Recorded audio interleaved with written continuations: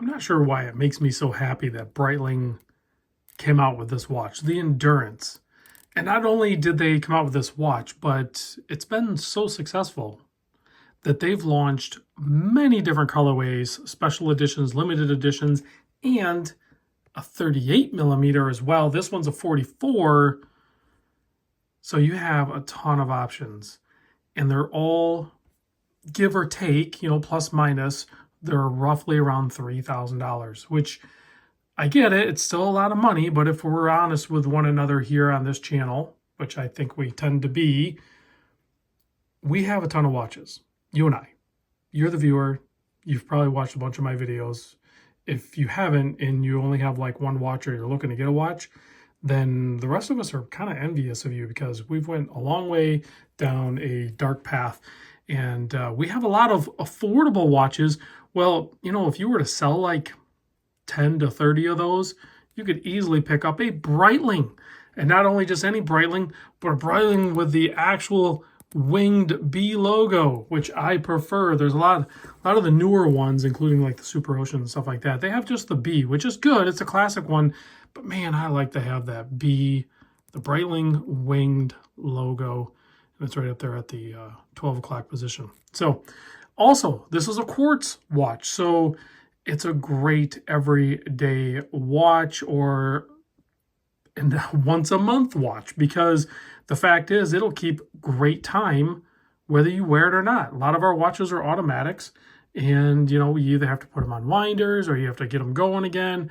This one's always looking at you like an eager puppy or dog, just to say, I'm ready, let's go. Whatever you're doing, I'm down for it. And that's what the Breitling Endurance does. So big thanks to Saltzmans in Rhode Island, Richard and the entire crew there for sending this over. This is a really clean, classic, timeless look to it. Of course, it's paired up with a white strap. Now they actually have two different strap options. You can go with this one, or you can go with the one that says Breitling along the whole thing. Maybe that's a bit much for you for the branding, and you just want this more subtle strap. It still has the Breitling branding on it, just not bold all the way across the whole thing. And of course, it's on the back as well.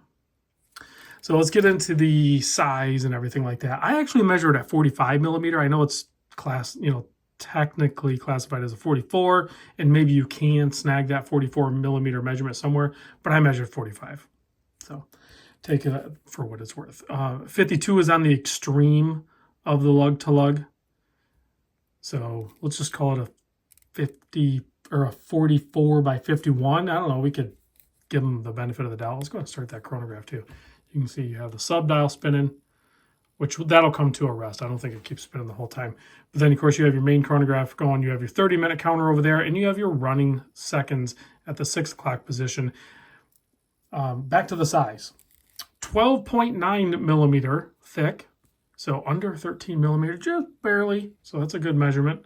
Sapphire crystal up top. Of course, you have that fantastic AR coating from Breitling on the top and bottom, which just makes that crystal basically disappear. Like, you can get some glare on it, but it's a lot harder to do than a lot of other watches. Like, their crystals are just great. The lug opening is 22 millimeter. These come with really good straps, but being that it's 22 millimeter, you have a ton of options. So you could make this thing way more military inspired. You could make this thing pop a little bit with some nice brown leather, would be kind of fun. And you could just throw some FKM rubber on there. So you have a lot of different options, but the factory included strap is definitely a contender on the high end there. 18 millimeter is the taper on it. 7.1 millimeter signed push-pull crown, but it has double gaskets, and it keeps water resistance at 100 meter. So that's plenty good. You have a bi-directional friction bezel, and the entire case and bezel is constructed out of what they're calling Breitlight.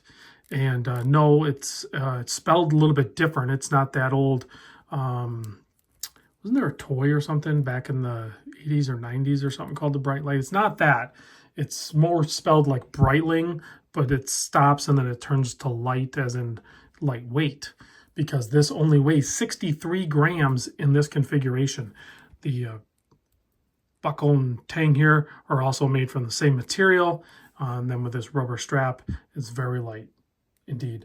The quartz movement inside is actually the Breitling 82. It is a thermal compensated super quartz. Of course, it is chronometer grade as labeled on the dial. All Breitlings are COSC, in case you didn't know that. So if you buy a Breitling, you're buying accuracy and heritage and all that good stuff too. You have the date stuffed in between the 4 and 5. You have massive 369 at the cardinal position, but none of them are whole. They're chopped and mutilated throughout the dial. So the smaller Arabics kind of are there. You know, you still have your 10 and your 2 chopped up a little bit, but the rest of them are there. And 12 is absent, thankfully, to make way for the wings. So really nice handset, very good legibility on that thing, and a really cool Breitling, again, logo, different logo with the B with the anchor as your balance on the chronograph hand. Just a killer watch. I could easily see going for the, obviously you guys are going to go, you're going to predict that I would want the orange colorway configuration for this one, but you would be kind of right but also wrong. But with Breitling, their corporate color is yellow.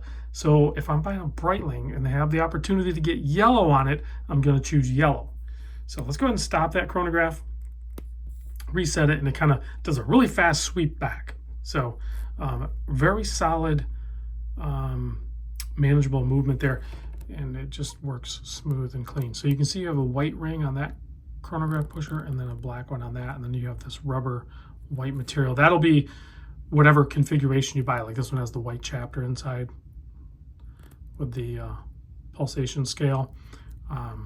It'll be white there. So yeah, obviously you can change the strap and mix and match the colors, but let me pop it on my 7 1/4 inch wrist so you can see what that looks like.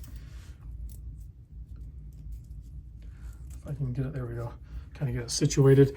Yeah, partly because it's so lightweight and just the black case of it and everything, it still wears great on my wrist. Let's see, how small of a wrist could you pull off with this one? I think 6 3/4 inch wrist. Does anybody out there own one of these? That's what I actually watch. Do you guys watch? I know I do it, and I know some of you guys do it, but if you already have one of these Breitling Endurances and you're watching this video, chime in the comments. I'd like to hear that, because we're so nuts. We're so crazy that we already have the watch, and here we are watching a video of the watch that I already own and I already know I like. Yet I'll go watch that video. If somebody posts it up, I will go watch it. Let's give this a quick blast with the UV light. Don't forget to tell the crew at Saltzman's authorized dealer of Breitling that I sent you for the best deal possible. Yeah, there's Lume. You get those chopped up numbers. Of course, the hour and minute hand. Still plenty legible. No Lume on the bezel. So opportunities for future endurance models, you know, let's mix it up a little bit. Maybe unclutter the dial a little bit. Give us the full ramped up cardinal positions, maybe loomed. You know what? Just hire Breitling. Reach out to me. You know, maybe I could do a little bit of consulting, or maybe just full time. You know, I don't know. We'll talk numbers. I'll see you guys on the next vid.